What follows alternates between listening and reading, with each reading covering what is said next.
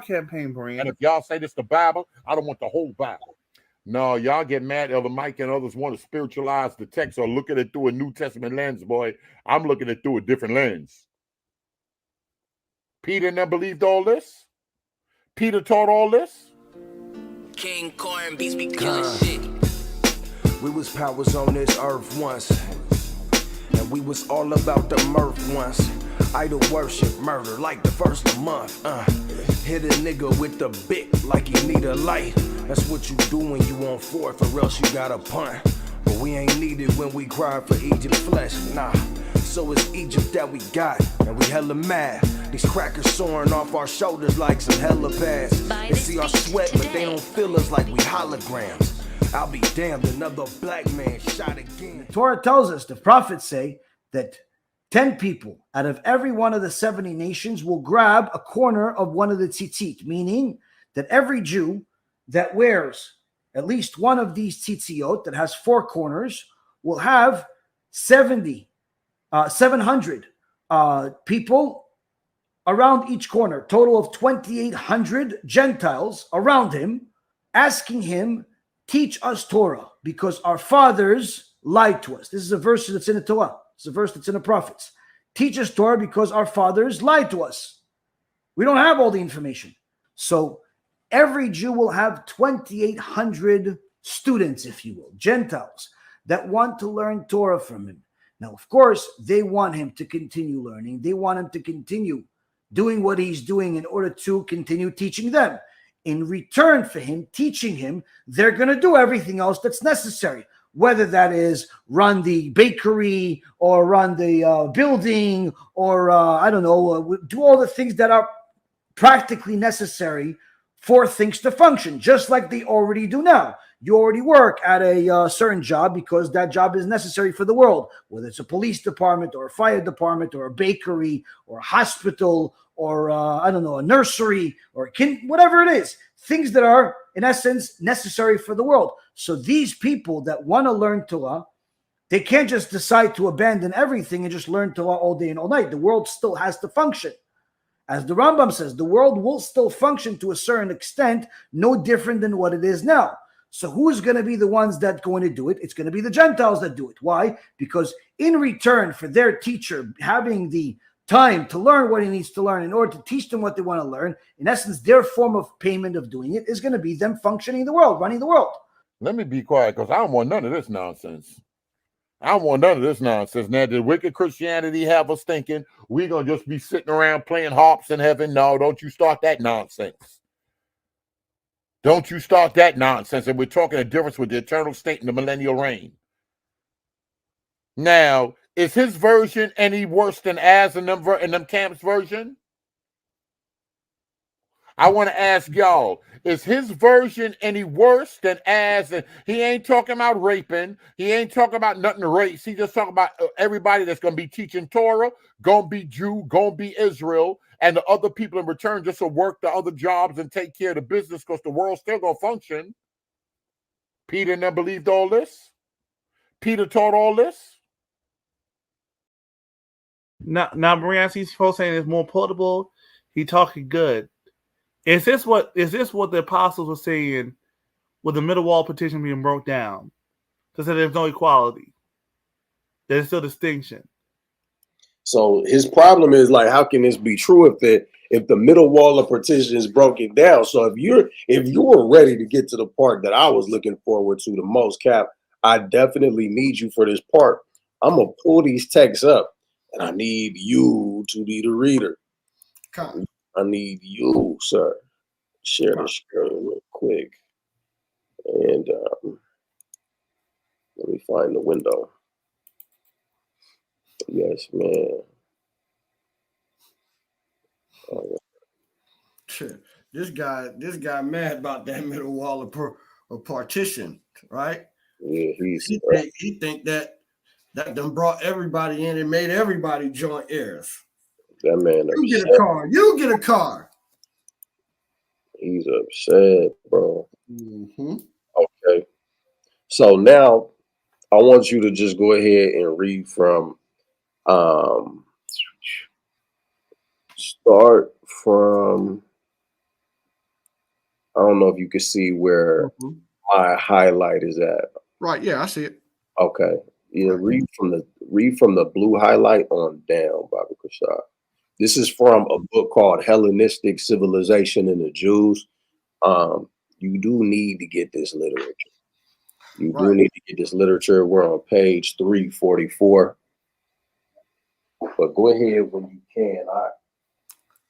It says the latter found their expression in the Jewish Hellenistic literature created mainly by the Jews of Egypt. This literature exhibited an interesting and valuable fusion of Greek ideas and Jewish tradition. So they're contrasting cultures right here. This is why we were talking about the middle wall of Partition, which is just a barrier, a strong barrier between the so-called Jews and Gentiles, which are in other texts called Jews and Greeks, just depending on what text we're talking about for a couple of reasons. One, because in some cases there were people that were subscribing to Greek customs, and others because they might have been meshed in with other people groups, like the Romans, for example, who were not Greek, although society was in some cases Greco-Roman, but during this period, it was far more Roman dominated. So what we're dealing with is people who were behaving gentilic in nature, but we're going to address directly the Jew versus the Greek, just to preface the purpose of this. Go ahead. Right. It says a process which reached its apogee in the writings of Philo, whose philosophical ideas set their stamp on the intellectual development of the people of Europe. I can't. Oh, Salakia. That's you moved. Where was I at? Salakia. I see. Yep. I said a process which reached its apogee in the writings of Philo, whose philosophical ideas set their stamp on the intellectual development of the people of Europe for many generations. Mr. Friedlander, in numerous books, put forward the thesis that the Jews of the diaspora were entirely different from the Jews of Philistine. So the Jews in the diaspora were entirely different, right? Go ahead. While the latter followed the Pharisees and enclosed themselves within the four walls of the Jewish traditions. Romans 2, we was reading earlier, right? Go ahead. Right. Hellenistic Jewry was imbued with the spirit of inner liberty. A law unto themselves. Law unto themselves, right. And Jewish religion and ethics evolved within it into a universalistic spiritual legacy. Yeah, like a universalistic Salakia, spiritual legacy, right? So all encompassing, right? Go ahead. This outlook based on Salakia, exhilarated estimate on an ignorant of its traditional Jewish elements has now been abandoned, and rightly so, for it is easily demonstrable that the difference between the Philistina Jewry and the Jews of the diaspora was not a difference of principle, but only of degree. So, you know, it's the Jews that were within the confines of Jerusalem. They were closer to the law, right? But then the Jews that were on the outside, sometimes they had a hint of, you know, what was going on, but it wasn't the same degree, you know, just to give a little bit more insight. And really, this is highlighting the Jews that were in Alexandria, Egypt, versus the Jews that was in Palestine. But we're going to go even further, though, we're going to go even further and talk about the ones that became Gentiles entirely. Go ahead. Right. It says, obviously, the Hellenizing movement struck deeper roots among the Jews of Alexandria than it did in Jerusalem. But we have seen, I can't see what that is because my thing is blocking it. Salaki. My face is blocking it. I Right. got that part. It says, but we have seen above that in Jerusalem, a strong Hellenizing movement had. I'm going to go to the next page. So you could go ahead and skip ahead. Start at where it says nevertheless, right? Yeah. Nevertheless, it cannot be denied that the problems of Hellenization and tradition forced dispersion of Jews in a much more acute form than the current, right, Salakia, than these current, Salakia, man. It's a little blurry, that's why. My bad. I'm gonna start again. It says, nevertheless, it cannot be denied that the problem of Hellenization and traditions forced dispersed Jews in a much more acute form than these currents forced the Jews of Palestine. So basically what it's saying is that Hellenization affected the Jews that was in Palestine, and it affected the Jews that was far away, but the ones that was far away, they were affected way more directly. It was way more harsh on them because they wasn't surrounded by their culture. Go ahead. Right. It says the crisis thrust upon Jerusalem by the Hellenizing faction was temporary. And after it had passed, national life again took its traditional course. Although in Palestine as a whole, with its numerous Greek cities, Hellenization became general and penetrated by numerous bylaws even into Hasmonean Jerusalem. Now let's pause there. It says Palestine, right, with its numerous Greek cities.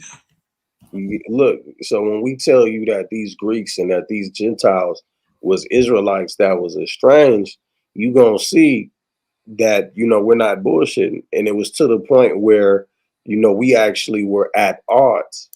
And we had precedent for this type of behavior prior to the Hellenistic period. When you look at how we dealt with brothers who couldn't prove their lineage, when we dealt with brothers who was born of a mom of a different nation, you know, we always had smoke for that type of activity. But watch this. Go ahead. Jerusalem Jewry was strong enough to defend itself, to counter force with force and intellect with intellect.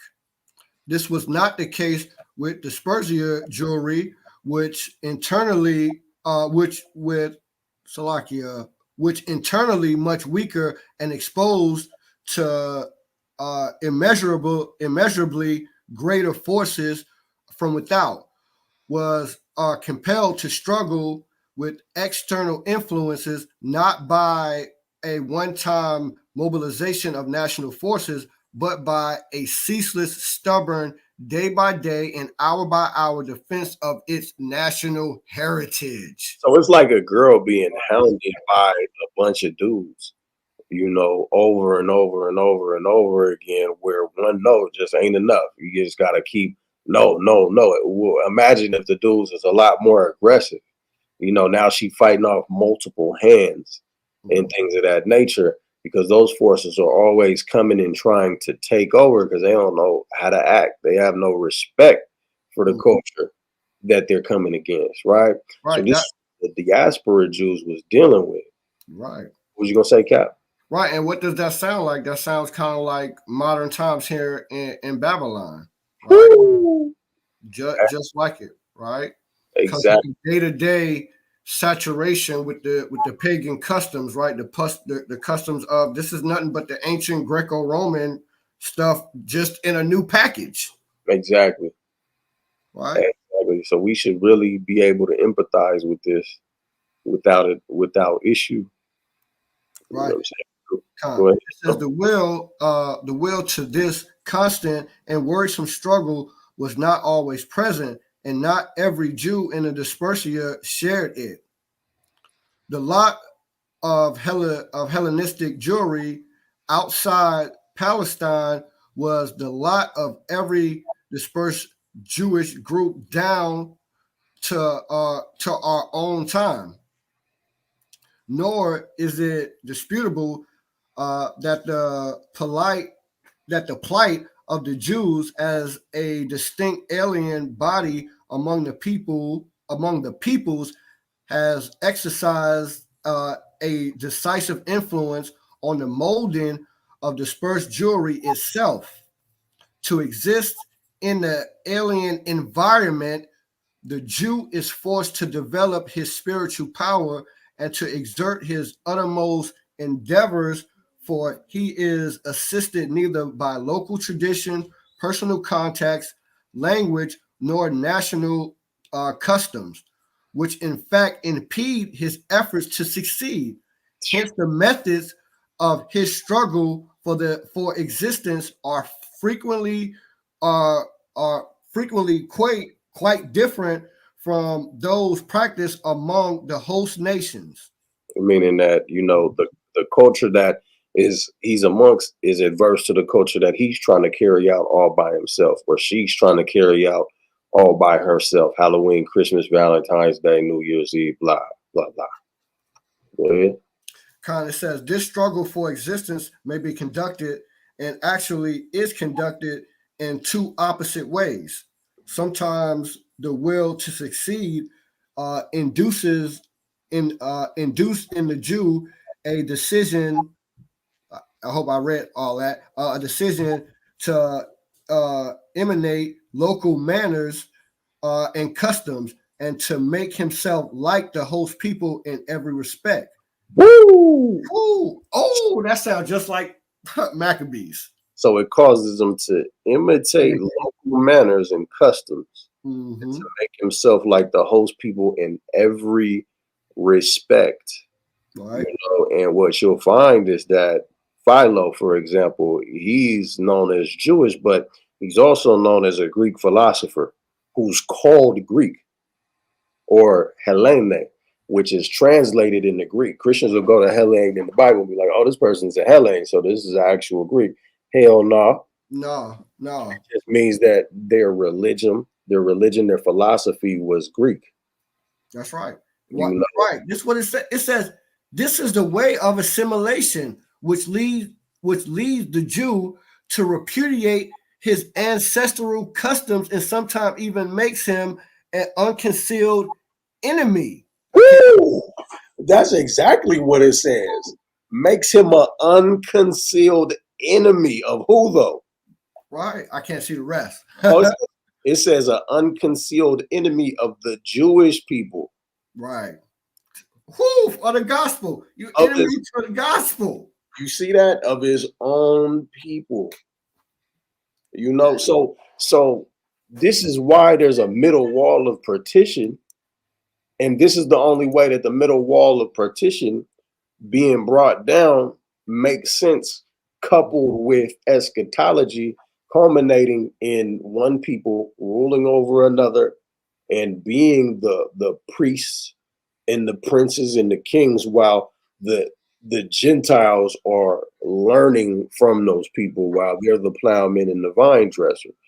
So that's daggers that you can get from secular history. This is a fantastic book. It will be a part of my presentation, coupled with a few more sources. But for those of you that's been here at the water for staying tapped in, if you just coming in, please like, share, and subscribe.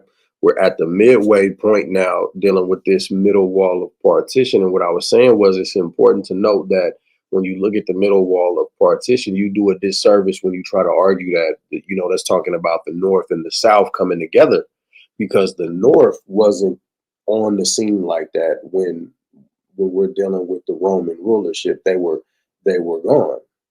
You know what I'm saying? But they are included, whereas there's no wall in between the Jews that subscribe and the rest of Israel.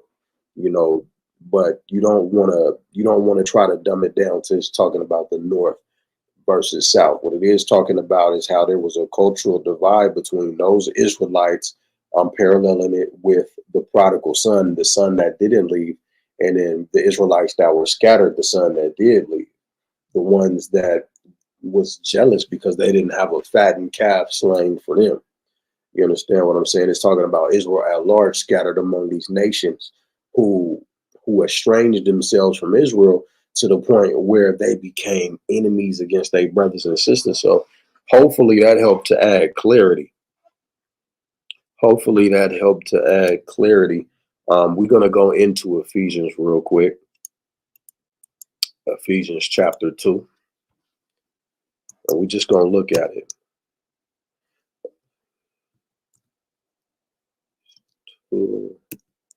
And I believe it's verse 15 that we want to start at. Now we actually want to start up higher.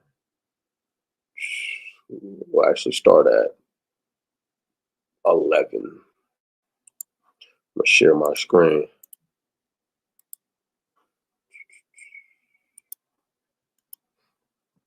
So Ephesians chapter 2, verses 11, wherefore remember that you being in time past Gentiles in the flesh. Where do we hear talk like this? Gentiles in the flesh. You used to be a Gentile in the flesh. There's no spiritual Israel to where you used to be a Gentile in the flesh and now you're an Israelite in the flesh. That doesn't make sense. If you were a Gentile through your flesh, then you're always going to be the Gentile. But that's not the message that's being conveyed here. Let's look at Romans 2. And we'll look at 28. He is a Jew, which is one inwardly, and circumcision is that of the heart, in spirit and not in the letter, who praise is not of men, but of God. Verse 28 says, for he is not a Jew, which is one outwardly, neither is that circumcision, which is outward. So there is a principle for a discussion being there about who's Gentile in the flesh or a Jew in the flesh. We'll add more texture to it. We're going to go to Romans 7. Romans chapter 7, and I think verse 4, 5. For when we were in the flesh, the motions of sin, which were by the law, did work in our members to bring forth the fruit unto death. Let's get Romans 8 and 9.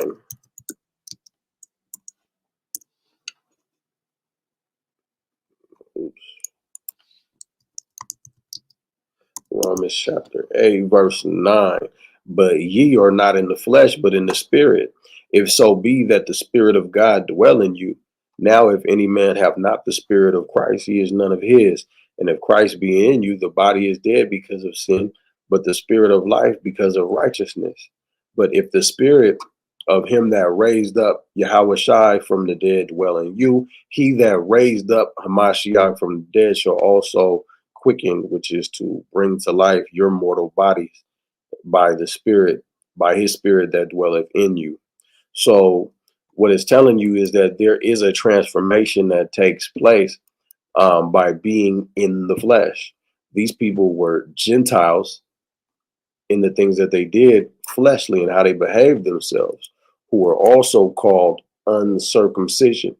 Being called uncircumcision by the circumcision is what is the topic here, just meaning that the Jews who stayed in the land, kept the customs, who adhered to the law, made their boast in the law.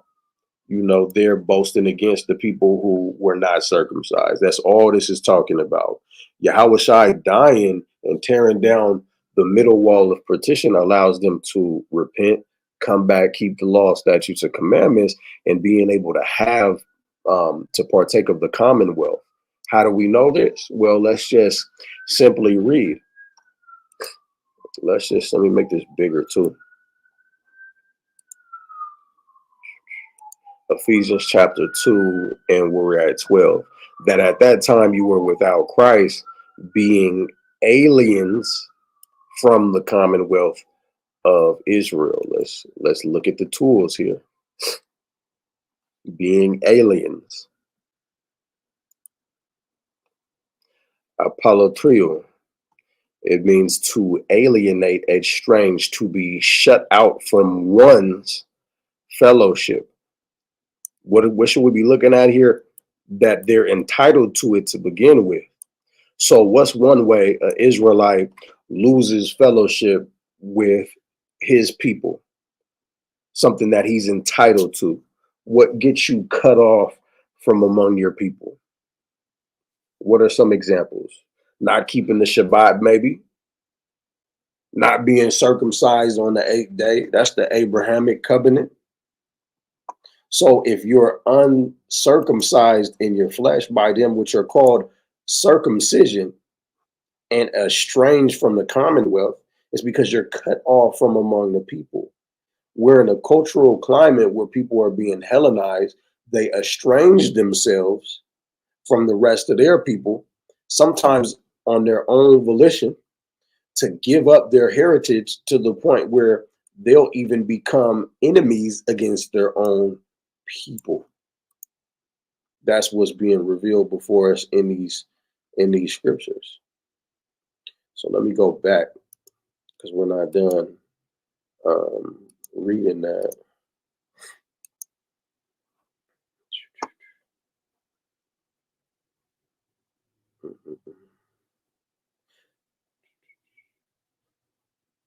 So at that time you were without hamashiach, being aliens from the commonwealth of Israel. You were estranged from your own commonwealth, which are your rights, your heritage of Israel, and strangers from the covenants of promise.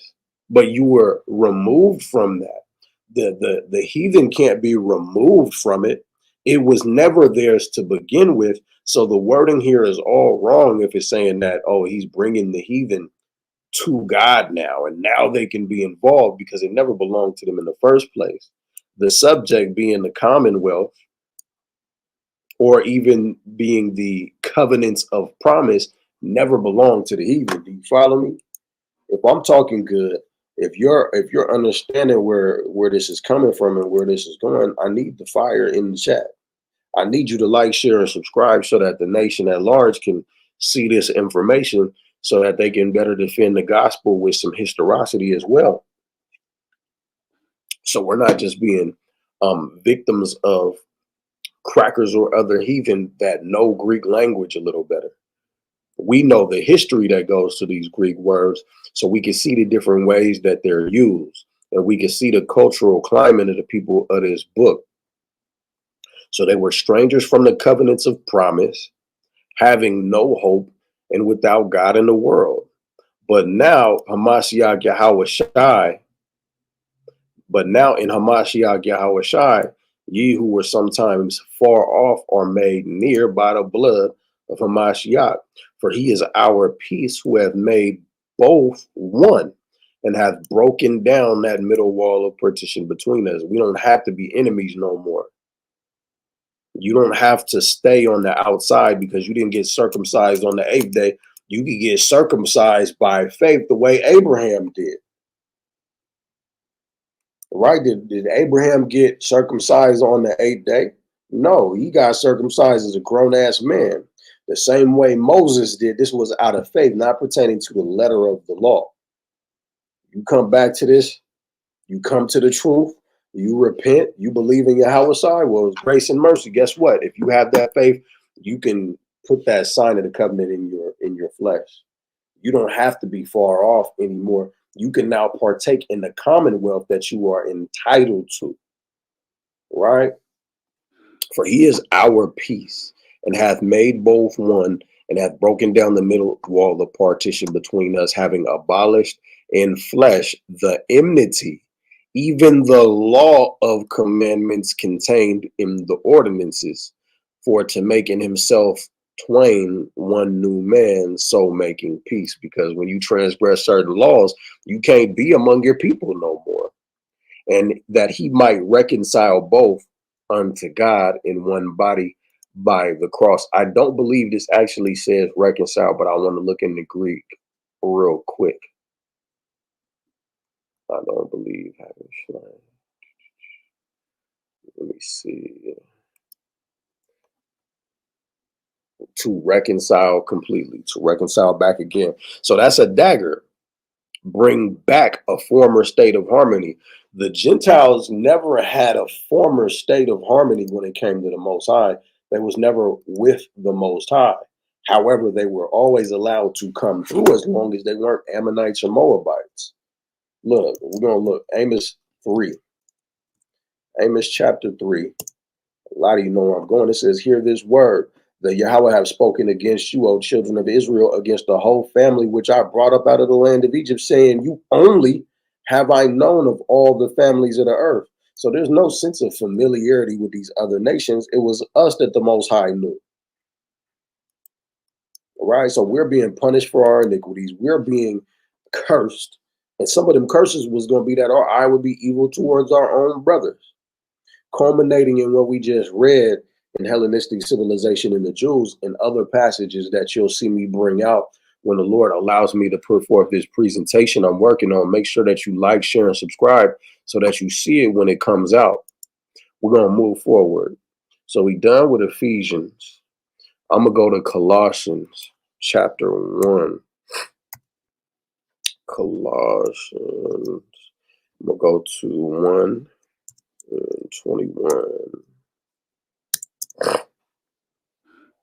And you that were sometimes alienated, estranged, separated, and enemies in your mind by wicked works, yet now hath he reconciled, brought back. That's the middle wall of partition. You know, you don't got to cut that man off from among his people anymore. Isaiah 59. Isaiah 59. And behold, Yahweh's hand is not shortened that it cannot save, neither his ear heavy that it cannot hear, but your iniquities have separated between you and your God, and your sins have hid his face from you that he will not hear. So that's what it's talking about. These Christians got to stop playing. We got to start holding them to the flame. That's what we do at Fire of God through the Spirit of the Most High. So again, like, share, and subscribe. But if you are a brother and you want to join the ministry, hit us up at fireofgodclassroom@gmail.com. The email is on the screen. And now it's more important than ever that we do so, because look, sitting on our hands is going to get us that thermonuclear destruction. That's just facts. So now I'm going to play a little bit more of this video, a little bit more of the media. That for Gentiles, it's just a student master situation. That's all it is. Now, Dunamis, as is behind the scenes talking about, now, thanks to me, now Christians know what we teach behind the scenes. How are Jews and Israelites coming to pretty much the same conclusion? They ain't saying what you saying as. He's saying y'all. He ain't saying as, he's saying as in A-Z. So he obviously let another Israelite on here, but he wasn't trying to let your brother Ash on here for whatever reason. I'm not saying I'm nobody, but I do learn from some of the best. And, I read these scriptures, not just for the precept 1-2 punch package, but for the context and stand in faith, which we want to equip brothers to do at Fire of God. So again, hit up fireofgodclassroom@gmail.com so we can work with you too, so that we can spread this fire of God across the world and burn this bitch up when it comes to this Babylonian construct. So we could burn up the Christian doctrine, so we could burn up these false ideologies together. Giving all glory to the Most High, of course. I love talking about the subject. We was bringing these subjects to the table before we met you, as he said, the bitter and the sweet. And he said, we both getting our conclusion from the scripture. We can read where God says the Israelites are above all other people. Don't force us fault us for teaching that. I've been saying, I said I could bring up the white Bible, I could bring up the curly-haired Jew that teach the same thing. Go ahead.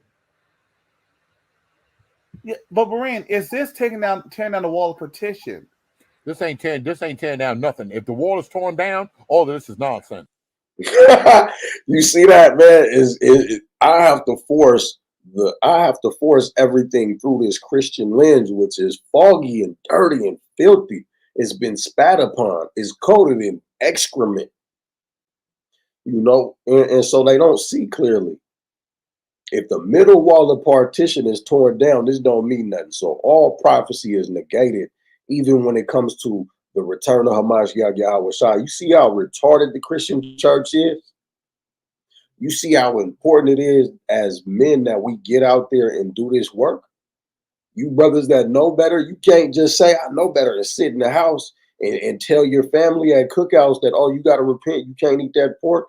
You got to help us go out there and get it in so that we can free people from these dumbass thought processes. I'm one man out here in Dallas by myself as far as fire of God go. Captain Azariah, he got a 2-man, 3-man crew as of right now. We got a brother in St. Louis, he by himself right now. And we growing through the spirit of the Most High. All praises to the Most High. But there is strength in numbers when it comes to how much ground you can cover. You know, we need help because our brothers need help. We got to bring in this harvest. A lot of brothers and sisters are going to die stupid. And that's not something I say jokingly. It's something that frustrates me. It's something that breaks my heart every day. And while we cannot seal anything beyond the number that the Most High said was going to be sealed, it's my heart's desire that we do so with the most expedience, expeditiously, as Morgan Freeman would say. All of this is nonsense. Dispensationalism got to go in the straight garbage can. Now it got to be dumpster juice leaking out the back of the garbage truck. And now you see why certain folks. Now he making it sound like the servant is above. He said, "Oh, the master, the servant can take the bed." I don't know, boy. I don't want none of this. I don't want none of this. And then we got to see more talking, sages and whatnot. I receive because is this a PR campaign, Brian? And if y'all say this the Bible, I don't want the whole Bible. Whoa! Bible. What did the black say? What did the black say? Above. He said, "Oh, the master." What did the BLACC say? The servant can take the bed. I don't know, boy. I don't want none of this. I don't want none of this. And then we got to see more talking, sages and whatnot. I receive because is this a PR campaign, Brian? And if y'all say this the Bible, I don't want the whole Bible. Campaign, Brian. And if y'all say this the Bible, I don't want the whole Bible. If y'all say it's the Bible, I don't want the whole Bible. Oh, well, that's unfortunate.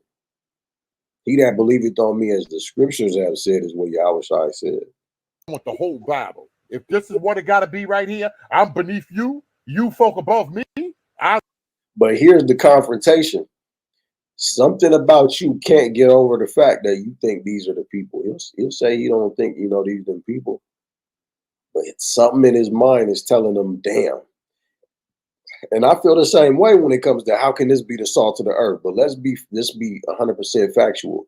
No matter who the Israelites are, the scriptures say what they say about the Israelites. And no matter who the Gentiles are, the scriptures say what they say about the Gentiles. I don't know about you, brothers and sisters, but I believe in the totality of the Bible. And it says what it says. We cannot negate prophecy because of how we feel. King Corn beats be killing shit. We was powers on this earth once, and we was all about the mirth once. Idol worship, murder like the first of the month. Hit a nigga with the bit like he need a light. That's what you do when you on fourth, or else you got a punt. But we ain't needed when we cry for Egypt flesh, nah. So it's Egypt that we got, and we hella mad. These crackers soaring off our shoulders like some helipads. They see our sweat, but they don't feel us like we holograms. I'll be damned, another black man shot again.